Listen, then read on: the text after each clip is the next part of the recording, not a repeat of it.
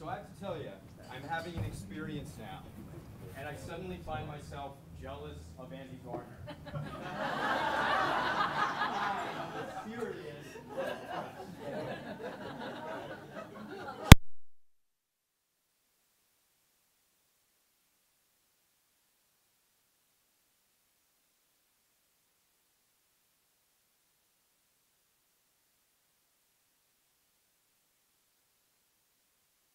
Potential to heal kids, but we also have the potential to re-traumatize them by holding them to low expectation, by looking for what is wrong with them. And we talked this morning about not seeing them as broken. This evening is about giving us a sense of power, because screening kids is only the beginning. The question is, what do we do then? What is the potential? How do we begin to take action? And so tonight is going to be a 4-hour talk in 42 minutes with a bunch of 5-minute interventions, but they all have something in common. I have an agenda. My agenda is that when we talk about ACEs and then when we talk about healing childhood, which I so desperately want, that we not forget our adolescence, that we never believe that it is too late to consider changing our adolescence. It's not like we don't know what trauma looks like in adolescence. It looks like the attitude. It looks like hypervigilance, saying, I don't trust people like you. They've earned that hypervigilance. It looks like reactivity that says, I don't feel safe if you don't talk to me in the right way. It looks like shame. That looks like that shame can be triggered if we don't understand what heals. And the only thing that heals is love. So, we have to think, I don't have my thing up there, by the way. We have to think about what success looks like. We have to think about what success looks like, and what success looks like is, what is the child I'm trying to raise? And we have to remember that the child I am trying to raise is a 35-year-old. We have to not just look in infancy, but we have to say, what is the human being? What are the ingredients that that human being needs to be a responsible adult? And what they need is compassion, empathy, generosity of spirit, and a commitment to repairing the world. That's what we need for them to have, all right? What else do they need? They need to have to be hardworking, to have tenacity, to have grit. When someone suggests that they might not be able to do something, that makes them want to fight even harder. We need for them to be creative and innovative. Why? Because all the best ideas have never happened yet. We need them to be able to work with other people and to be able to take constructive criticism so that they will be able to grow. This is what we need. You see, resilience, which is the biggest thing that we need, because we cannot protect them from the past, nor can we protect them from everything in the present or the future. What we need is for them to have the capacity to bounce back even when times are rough, because we don't have the capacity to put them in bubble wrap. Resilience is a mindset. It's about being able to tell the difference between a real tiger that Sandy pointed out and a paper tiger, something that just feels like it's going to chew your face off, but it really won't. It's about being able to tell the difference between a catastrophe and reviewing it as an opportunity. It is not invulnerability. We could move into your house. We can screen every kid for ACEs. We can't protect them from everything. We can't make it so that a kid could truly be invulnerable. Everybody has their threshold beyond which they begin to suffer. Everybody. Nor, in fact, would we want to produce invulnerable children. Why? Because we want them to be compassionate and generous and be committed to repairing the world. And on some level, you get that from exposure. Here's the bottom line of resilience. Where did we learn? Where did the resilience movement begin?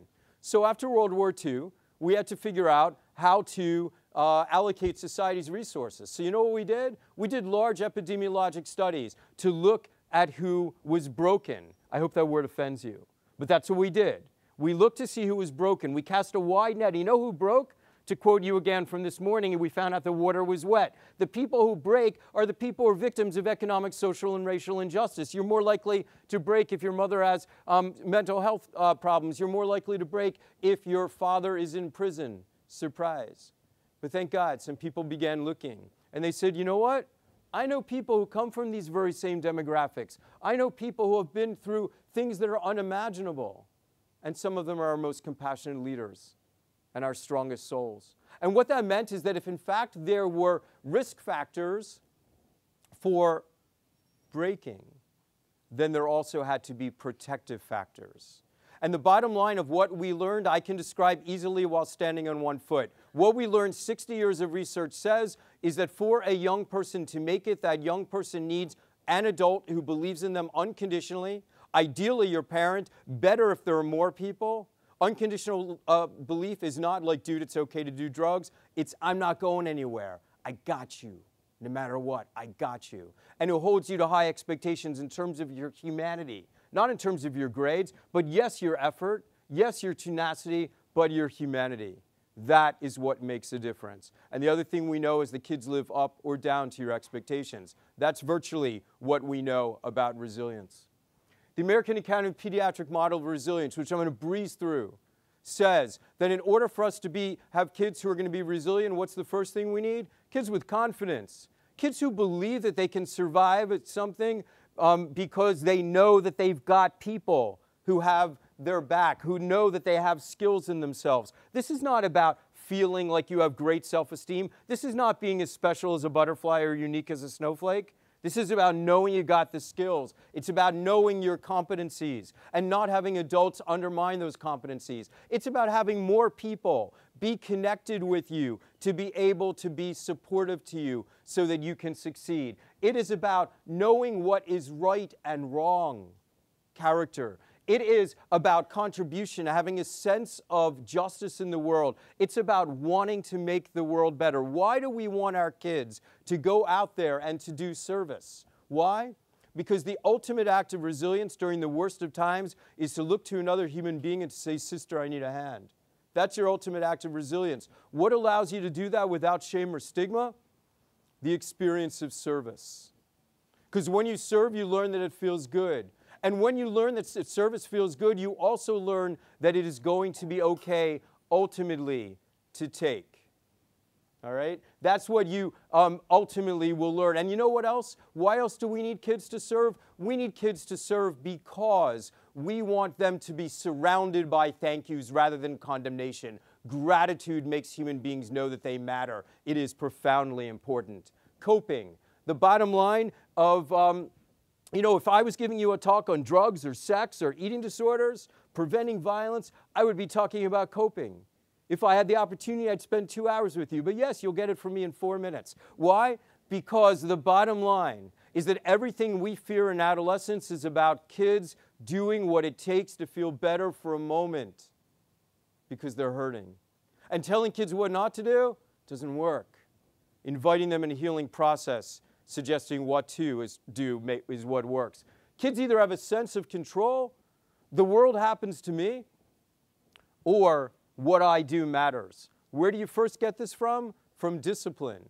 What does the word discipline mean in Latin? It means to teach. When our children learn that the privileges that they get, that the freedoms that they get are earned through responsible behaviors, they feel large. They learn discipline. When we hit them, they learn that people bigger than them are dangerous. When we try to control them, they learn that they feel meaningless. Let's talk about behavioral change. The models I'm going to give you are all about one of the C's or another. The first thing I want to talk about is how to get kids to believe in their own abilities. Behavioral change. In a nutshell, what do? We go through 5 steps. Take all the behavioral change theories, you put them in a blender, here's what they say. In order to be able to change, the first thing I need is to be aware. If I'm not aware, I'm not going to consider change. How could I? I don't know. But if I'm aware and the problem belongs to someone else, am I going to begin changing? No. I have to be personally motivated to change. If I'm not personally motivated to change, I'm not going to take even the very first steps. But if I am personally motivated, I will feel powerless if I have no skills. So what do we normally do? We give people facts. We give people information. That makes them aware. It might even make them motivated. But how does a human being feel when you leave them without skills? They're aware, they're motivated, but they don't know what to do. How do you feel? Stressed. Stress drives all negative behavior, doing more harm than good. We got to give kids skills. Next, they go through a process of weighing costs and benefits. What have I given up? What am I going to earn from this? I'm thinking about smoking cigarettes, and that's great. I'm going to save $8 a day, but I'm so nervous. Is that kid ready to quit? Not even close. Not until we give them coping strategies that are going to help them replace the positives of cigarette smoking. We can't just ask kids what's bad about cigarettes. We have to say what's good about them. Only then can we replace. And then finally, people are going to maintain their behavior or not. What's going to make the difference about whether or not they maintain their behavior? It's about reinforcement.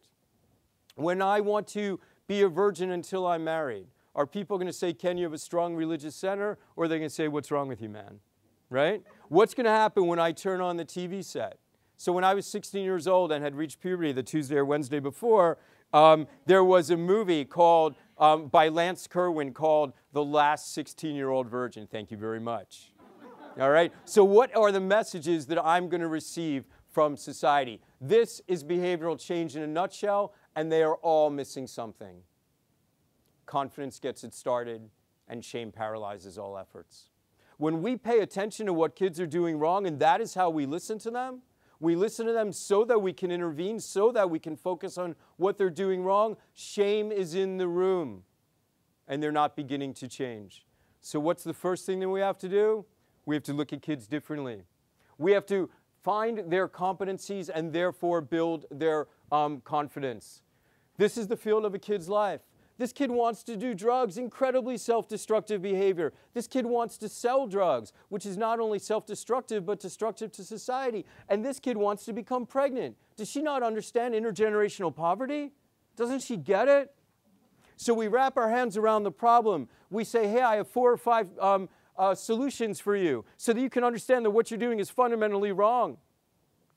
Are you inspired? You feel ready to change? So the examples I already given, for which I apologize for the people who are hearing it twice today, the kid with marijuana. How do we begin? We begin by saying, don't you understand what marijuana is going to do to you? It's going to fry your brain, make you grow breasts, and shrink your balls, which is more or less accurate, all right? But what happens when you say that to a kid? How do they respond? Thanks, doc.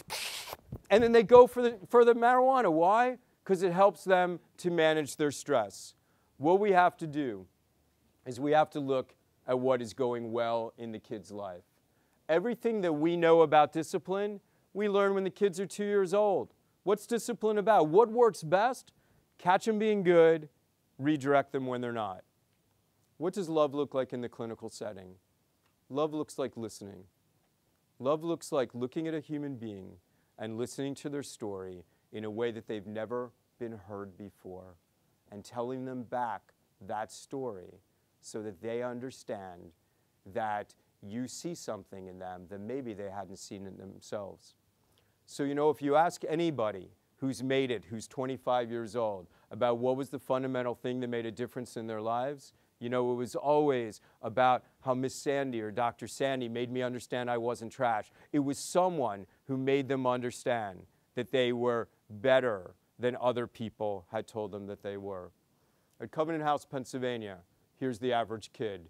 You listen to him deeply as he tells his story. You don't respond. You just listen, and then you tell it back. And what are you listening for? You're listening for the kid who has survived a world that you can't imagine having survived. You're listening for resilience. You're listening for the kid who has compassion despite the fact that he was shown none. You're listening for those things that surprise you. Here's my average kid, and here's my average Friday. It was good talking to you. You know, I listened to your story, and I wish that I had never heard a story like you told me, you know? But here's what I heard. I heard that you were a little boy and used to get between your mom and your dad when your dad would be beating your mom. And then he'd throw you against the wall, and then you'd cry. And he'd say, men don't cry. You want to know how to be a man? And he'd hit your mom again. And your mom turned to drugs. She died when you were 10. And then your dad went to prison when you were 12. And you went to live with your grandma. And you said she was your heart. She was everything to you. But you had an attitude. so she could only handle you till you were about 13. So you went into foster care. Did I hear you that you went through 7 homes? Beaten in 2 of them? I'm sorry that happened. You know, I really wish I never heard stories like this. But I hear them. I hear them a lot. Kids don't deserve it, but I hear it. But you know, so many of the kids that I meet, so many of those kids who have seen what you've seen, you know, maybe they beat women themselves. And you know what you do? You take out your phone and you show me a picture of your girl. And you tell me that, you know, how proud you are of her. You know?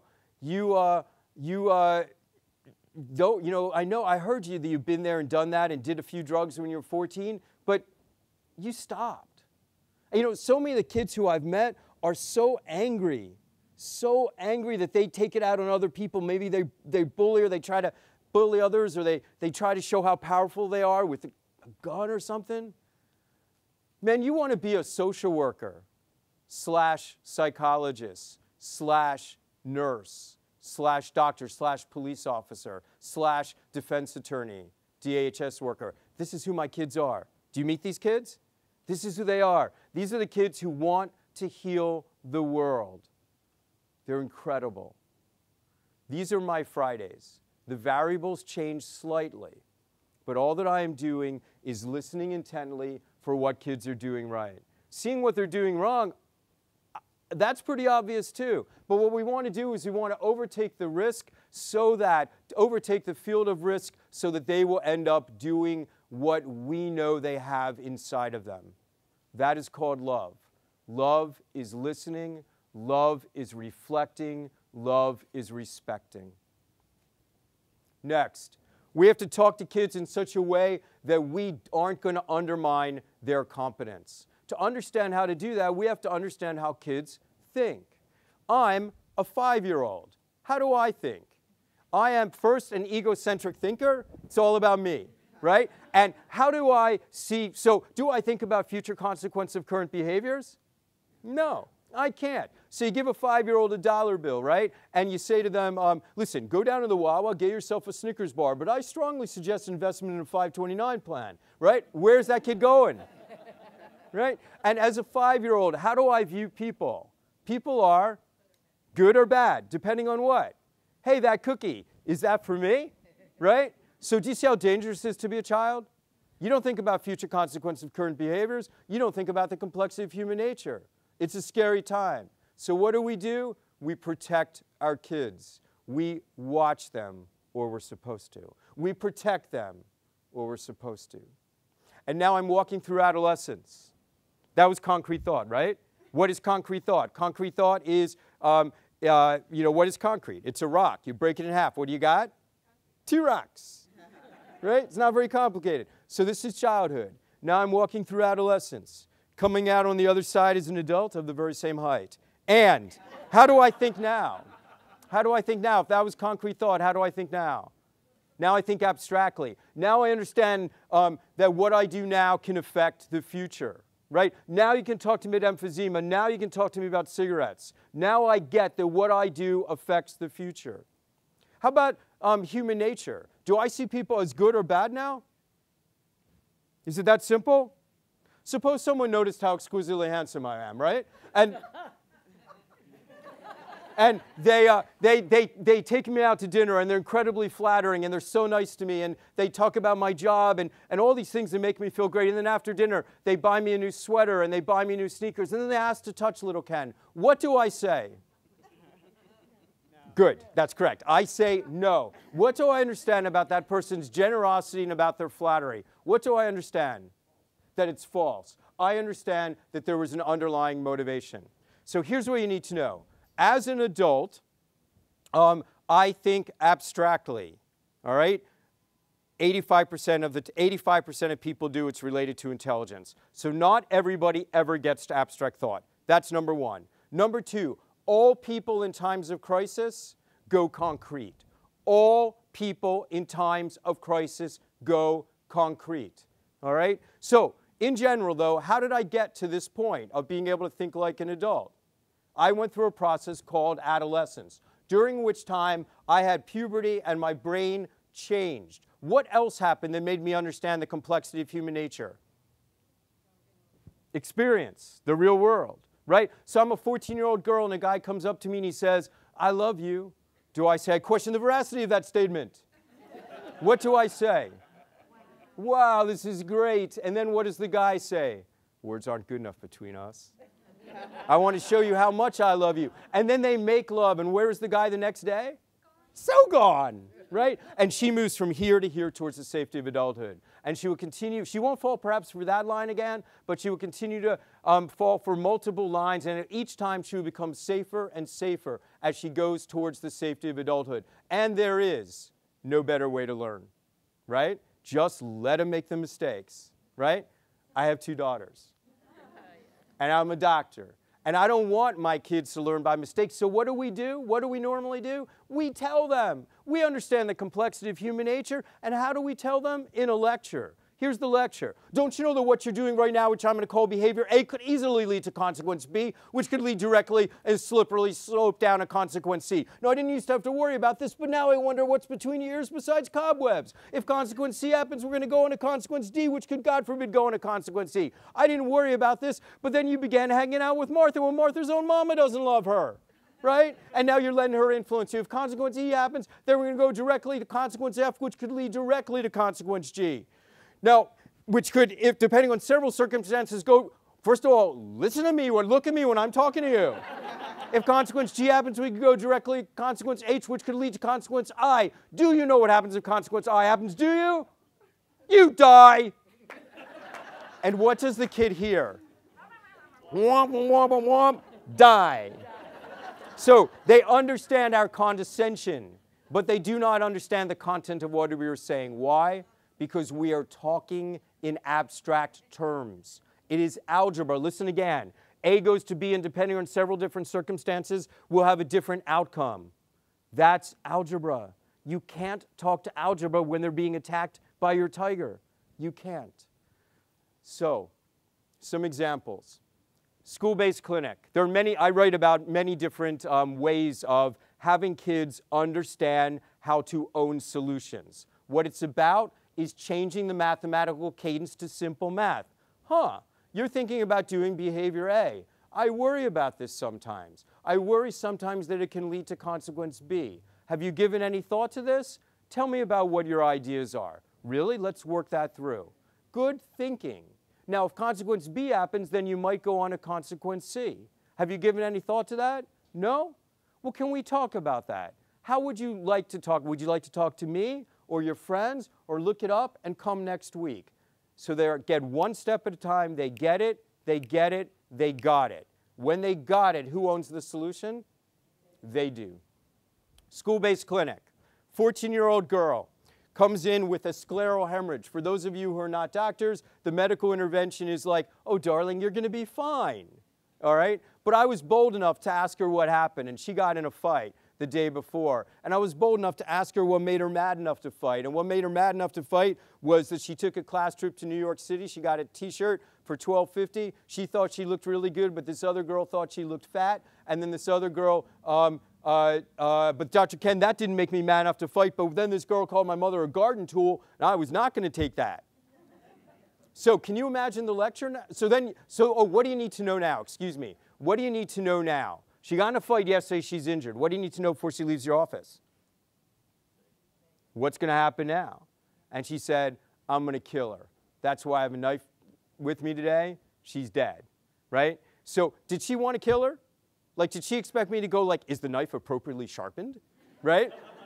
So what I have to do is figure out how to get her to change by owning the solution. If I do the lecture, this is what the lecture sounds like. Hand me the knife. Don't you understand your life is flying before your eyes right now? You know, have you considered the fact that you're going to end up in prison and you're trying to honor your mom, but you're going to end up making her ashamed? Have you thought about that? Are you going to have kids? You know, you're going to end up in prison and become homeless when you get out of prison. Any reason you don't want to talk like that?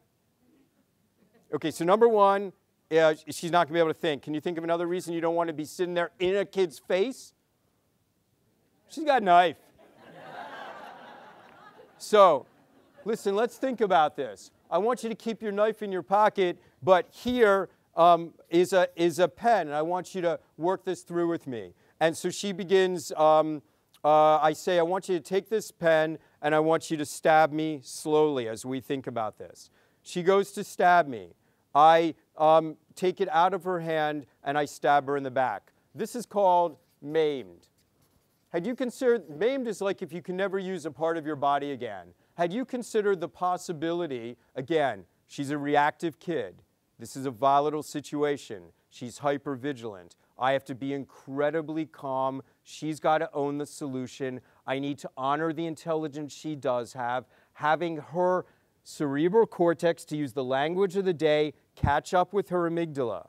All right? I have to have her thinking overpower the engine. So have you thought about the possibility that you would be maimed today? No? Well, do you know anyone who that's ever happened to? No? I mean, yeah. Tell me about them. Well, there's this guy in my block, and he's in a wheelchair, and there's this other woman who has to poop in a bag because she got all cut up. Well, how do you think that happened to them? Well, I don't know. Well, do you think they woke up one morning and said, I think I'm going to be in a wheelchair today? Well, no, that's stupid. Well, then what do you think happened? I don't know. Things got out of hand. But will things get out of hand for you? No. What do you want to have happen? I want her dead. Okay. Stab me again. She stabs me. I stab her in the heart. What should we call this? Had you considered the possibility that you're going to be dead today? No. Well, what do you want to have happen?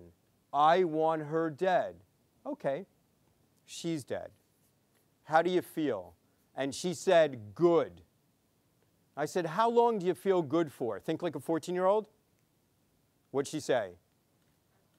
All day. And I said, what happens the next day? And she said, I get probation. I explained to her that actually she was going to go to jail for a very long time.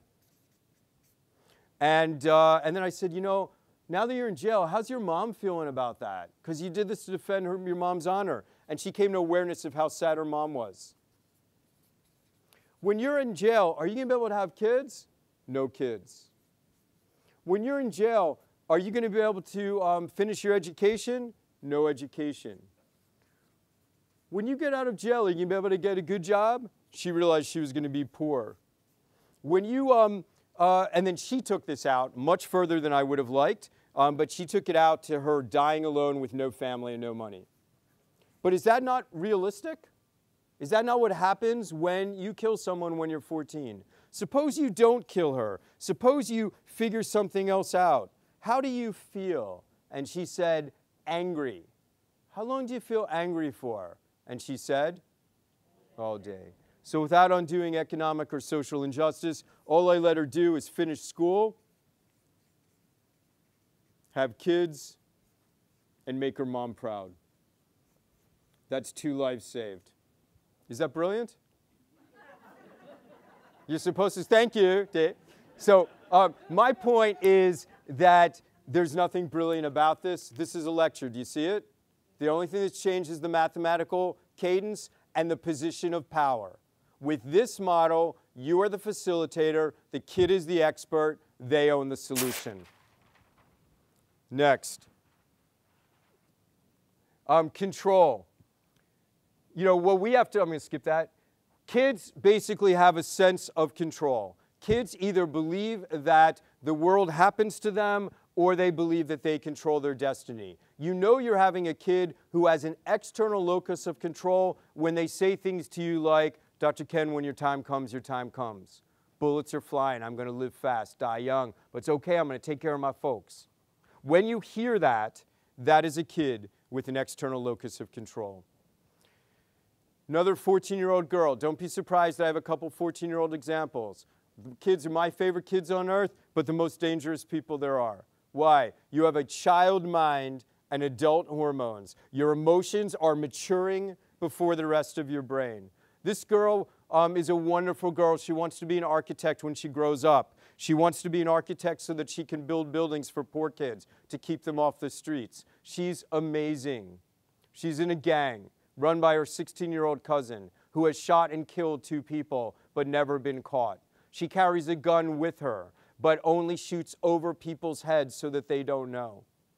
I did everything I knew at the time to get her out of the gang, all of the techniques. And at this point in my career, violence was my main area of interest. And with everything that I said, she kept saying to me, "You don't know what you're talking about. You don't know what you're talking about. You don't know what you're talking about." To which I responded, "Excuse me, I'm an internationally respected expert on youth violence."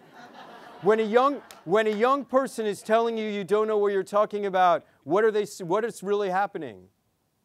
It means you don't know what you're talking about. That's really what it means. It means that you don't understand the context of their lives, and the only way you can affect change is to understand who the expert in the room is.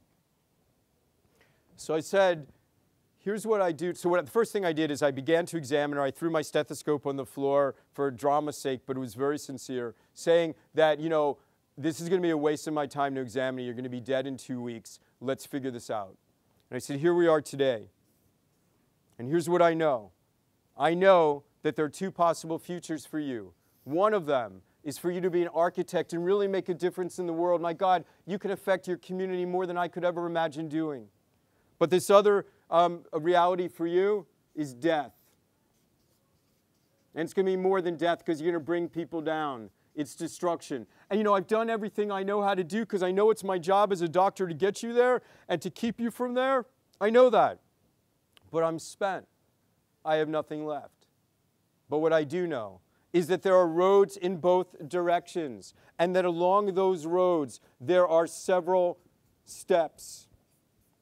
And I know that it feels impossible sometimes to look in the distance, but if you just look at one step, you can begin to plan. What's the first step you have to take to go towards death? And she said, oh, that's easy.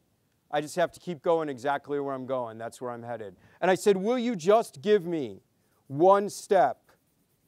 Forget about this. Just one step that gets you on the road. And she thought about it, and she thought about it, and she said, I can't come up with anything. I guess I'm going to die. This is on the Don't Make Me Dirty rolly paper that doctors have. I begin kind of ripping it up, and she says, what are you doing? And I said, I'm throwing this away. And she said, that's my map to a positive future. Don't throw it away. I said, will you come back next Tuesday with just one assignment, just this box? She comes back the next Tuesday. She unfurls it from her knapsack, and she says, Dr. Ken, I failed you. I took it out every night. I tried to figure out what I might be able to do. There's nothing I think I'm going to be able to do. I think I'm going to die. What would you say to her at this point? What would you say? Excuse me? You came back. You came back. I said, my precise words were, you came back to hear a little man talk to you, and you don't think you're on the road to a positive future? And at that moment, she achieved locus of control. And at that moment, it was like verbal diarrhea. And she was like, Dr. Ken, you know what? You might think my mom's like a mess and everything because I'm in a gang, but my mom's a great lady. She's working 3 jobs. Do you know that if I become an architect, I have to go to school after college? She's just trying to save up. But you know who else respects my mom? My cousin respects my mom. Maybe if I began hanging out with my mom more, then my cousin would say I don't have to be with her when things are dangerous and stuff. So I said, great. Do you think you can bring your mom in next week? Her mom came in the next Tuesday. And we came up with a code word idea where every time the girl was in trouble, she dropped a code word to her mom, and her mom said, I need you now. And then the cousin said, well, you know what? The same cousin who said, don't break with me, this is family. You've got to stay here, said, you go be with my aunt. Next. Coping. At its core, resilience is about learning to cope in a positive way with life's inevitable stressors. And we're going to do our greatest good by raising kids with a wide repertoire of positive coping strategies. Stress is incredibly uncomfortable. It's so uncomfortable, it makes you sweat, it makes you smell, it makes you not be able to think clearly. It's so uncomfortable that you got to do something about it. Doing something about it is called coping. There are positive ways of coping and there are negative ways of coping. Don't read that as the negative ways don't work. No. The negative ways work best. That's your cutting. You want to know how I feel, Dr. Ken? You want to know what it feels like to be raped? I don't have to think about it. You know where my pain is? Right here. Drinking, drugs, sex out of the context of a relationship, everything we fear are in these negative coping strategies. And when we wrap our heads around that and we say, stop that, don't do that, don't you know that that's fundamentally wrong?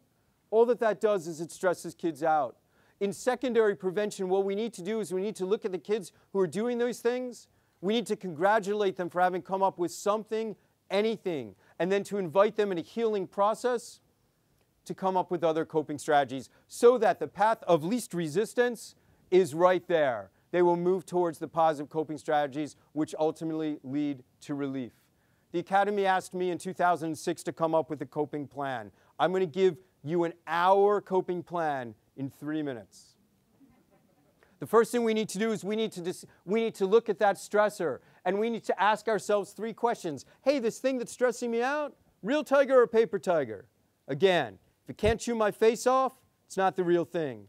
Hey, this thing that's bothering me so much, how am I going to feel in a week? How am I going to feel in a month? Because as my grandmother and your grandmother said, this too shall pass. If your answer is you're going to feel better in a week, this too shall pass. There are several categories of coping, and what I'm going to show you is a 10-part plan that has both engagement strategies and disengagement strategies. If you only teach kids how to take it on and you don't teach kids how to remove themselves from it, they will find drugs. Believe me, they will find drugs.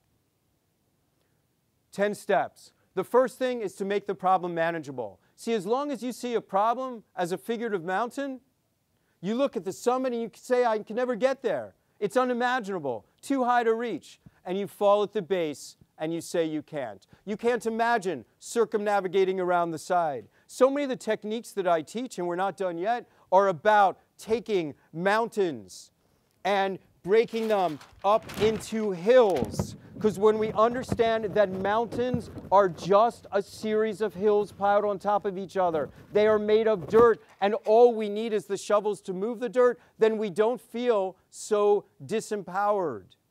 Next, active avoidance. When we get a kid off drugs, what do? We talk to them about avoiding their triggers, the people, places, and things in their life. That's how we talk to them. Why would you wait till a kid's on drugs to teach them that they don't have to face everything? If a kid's being bullied in school, talk to the principal. If there's a bully on the corner, what should you do? Walk around the corner. Active avoidance. Letting some things go. In the world of resilience, the question of optimism is quite controversial. Here is a cup. How does an optimist see it? Half full. And that's a very beautiful thing. But you know what? If you see it as half full, I don't feel like I need to take any action. Right? How does the pessimist see it? Half empty. If I see this half empty, I don't think I'm capable of action. You know how I want kids to see this cup? Look at this cup. It is filled halfway. I'm thirsty. Where's the faucet? That's what we want. We want kids to have a realistic assessment of what's going on and to have a hopeful disposition so that they know that they can make a difference when they choose to take action. Next, oh Lord, this is on every recovery program in the country. Lord, grant me the serenity to accept the things I cannot change, courage to change the things I can, and wisdom to know the difference. If I had 5 minutes with any kid who was depressed or stressed or anxious or had ADD, I would talk about exercise. Sandy and Nadine talked about this in a way that is incredibly elegant and makes you understand why. The bottom line is, when you exercise, you have run from the tiger. You have escaped. And when you do not exercise, those hormones continue to circulate around your body unused and confused. And they say, why have you not taken action? Furthermore, when you have not run from the tiger, what do you need to be prepared? You still think the tiger's lurking. You still think it's in your environment. What do you need to be able to do at any moment? You need to be able to jump in any one of several directions, right? Because the tiger's still there. What do you need your blood pressure to be if you're ready to jump at any moment? High or low? So it makes sense that our cortisol level gets up. Because when we are hypervigilant and nervous, our blood pressure stays up. When we eat salty foods and become obese, our blood pressure stays up to deal with the next crisis coming down the path. But we also need to know how to relax. all right? And to know how to relax it is about working with that same biologic system. Why does mindfulness work? Why does breathing work? Because it stimulates your parasympathetic system. It truly gets you calm. It is the opposite of what your body does when you need to run from a tiger. When you're running from a tiger, you are breathing like this. When you breathe like this, it is the opposite, and your system transforms. Nutrition, profoundly important. Sleep, profoundly important. Skipping both. Next, we need to be able to get kids to be able to take vacations so that they do not need to turn to drugs. They need to know that there are other ways of escaping reality. So there's so many ways of doing this, right? There's dance, there's art, there's music, there's hobbies, but nothing works better than reading a book. Nothing. Why? Take a functional MRI of the brain.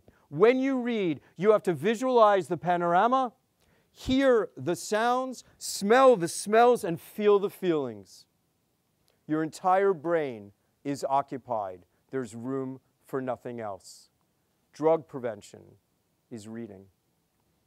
So when we get our kids engaged in school and understand the power of an escape, it is very powerful. But sometimes you have to do the hard work. You have to have emotional releases. You have to be able to really let out your feelings. Let me tell you something else, guys. My fear for you, the final thing we're going to get to is contributing to the world. We want all of our kids to be able to know that they matter. I want them to come up with a plan. I want them to be able to know what they're doing for their community, know what they're doing for the environment. Why? So that they will be surrounded by thank yous rather than condemnation. Gratitude to let them know how much they matter. Let's talk about the emotional releases. We need to have strategies that allow us to let go of our feelings. What do they look like? They look like prayer. They look like meditation. They look like talking to someone who's earned your trust. They look like art. They look like music. They look like play. Anything that says, Dr. Ken, you want to know how I feel? I've drawn it out for you. Listen to me. It's in my rap. All of these things are ways of expressing so that they do not have to stay inside. My nightmare for our kids is not that they are stressed. A little bit of stress energizes you. A little bit of stress makes you nicely vigilant. Too much stress paralyzes you. My fear for our kids is not that they would be stressed, it's that they will become numb. My fear for us, as those who bear witness to pain, is not that we experience stress, it is that we will become numb. If I had 3 days with you, I would take each of you in a room and I would talk about your pain. Because that is not possible, let's do me. So I started out my career in working on reservations in South Dakota. I saw trauma that is unimaginable, all right? And then I began working on the streets of New York, and I saw pain everywhere among homeless and street kids. And then I came to Children's Hospital of Philadelphia 27 years ago, and I began knowing what it really feels like to feel stupid a lot of the time. Talk about imposter syndrome, right? And then I will tell you that I did not cry for 7 years from the time that I worked in the intensive care unit, and from the day that I had to tell a father that we were turning life support off of his 2 daughters who were just in a crash, and would he like to sign the autopsy papers? And he said to me, "Doctor, could you give me a few minutes? I just took my wife off life support an hour ago." It took me 7 years to cry again. And then the first time I cried was when the pregnancy test was positive, and I haven't stopped crying since. And now I am an adolescent doctor, and I still see victims of now I still see death, but really I see victims of economic, social, and racial injustice and homophobia, and I am angry. And now I travel around the world teaching other people how to raise their kids. And guess who's not home? Me, while my own girls are growing up. Am I a good dad? I think so. Still. What do you see here? Give me a word. Darkness, hurt, chaos. And if you've ever met anybody who has a whole bunch of emotions but doesn't put a container around their emotions, they're nuts, right? Those are people who who you say, how was your day? And they're like, oh, and they just explode. So what we do is we build containers around our emotions under the false belief that when we put something else in, we will deal with it later, but we don't. So what we do is we build thicker walls around that chaos. Thicker and thicker walls until this becomes what I would call a leaden box. Why lead? Because even a little bit of lead in your system is toxic, particularly to your intelligence. Why lead? Because you can't lift up lead and you can't see through lead. And when the most passionate themes of human existence are trapped inside of a leaden box, you stop feeling. That is my nightmare for our kids. That is our nightmare for us. And then, you know, for me, I actually have an amazing life. My pain is that I bear witness to pain, right? But for my kids, this is their life. And what happens every once in a while? Something pushes their button and out comes rage. And what do we see? What we see is this. And before God, I will tell you that we label it differently depending on what the kid's demographic is. And hopefully this will change. But when we see this in a person who looks like me, you are ADD. When we see this in a person who is female, you are bipolar. And when we see this in a person who is black or brown, you are oppositional defiant, or you have conduct disorder, and your solution is your penitentiary. When I have ADD, my solution is support, nurturance, accommodations. When you are labeled with trauma and you are labeled differently because of your background, your solution is prison. There is a better way. There is a better way, which what I call a Tupperware box. I just got 3 more minutes out of Angela, dudes. A Tupperware box. So a Tupperware box, what's the difference? It's still a container, but the stuff inside don't stink. You put, go through a process of emotional intelligence. You know what's inside. You can only deal with so much on any given day, only so much. And then you open the lid, you ladle out that portion which you can deal with using your emotional tools, and you keep the rest of the box closed so that the stuff inside can feel safe. Here is your upside down mountain. Do you see it? Another upside down mountain broken up into hills.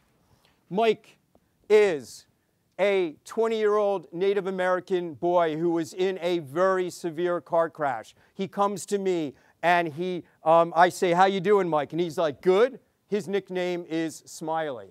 His best friend was killed in the crash. He says to me, by the way, his hips are broken. Both of his hips are broken. Why? Because his butt went into the windshield. Long story.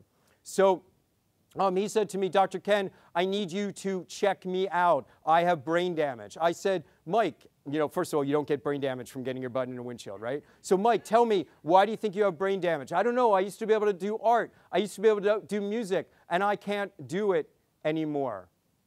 So what's going on? This kid is trapped. His emotions are trapped. Mike, make me a list of your greatest strengths. Make me a list of those things that are on your mind, but don't feel them right now. And here's what he came out with. A box, life and its obstacles. Look at that angry son.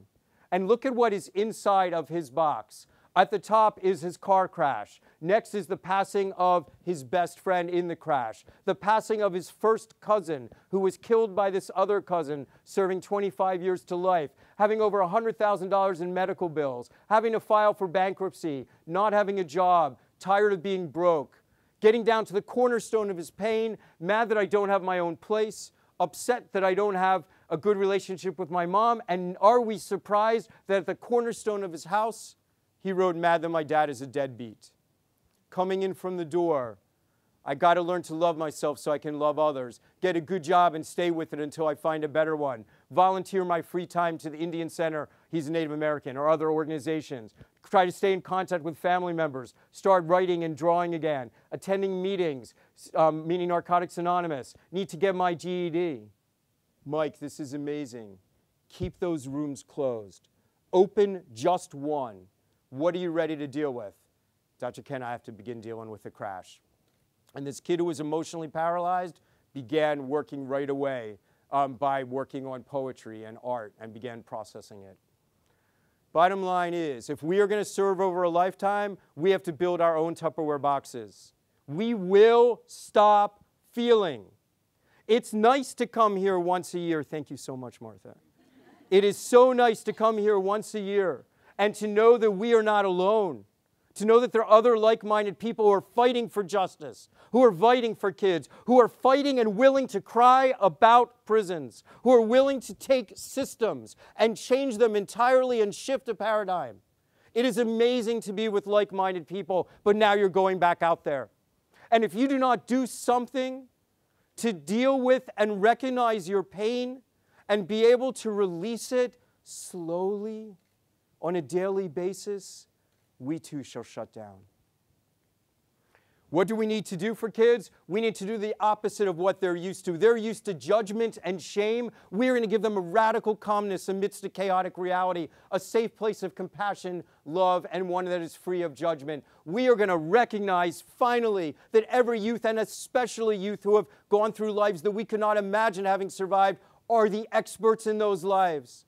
And the healing will only come when we recognize their power and their strength. And we will recognize that these kids who we care for, these kids are not broken. These kids are sensitized. These kids are us. These are our kids who are going to be our social workers, our leaders, our people committed to fight for social justice and to heal kids. They are sensitized. They are not broken. Thank you. Thank you for those extra 5 minutes.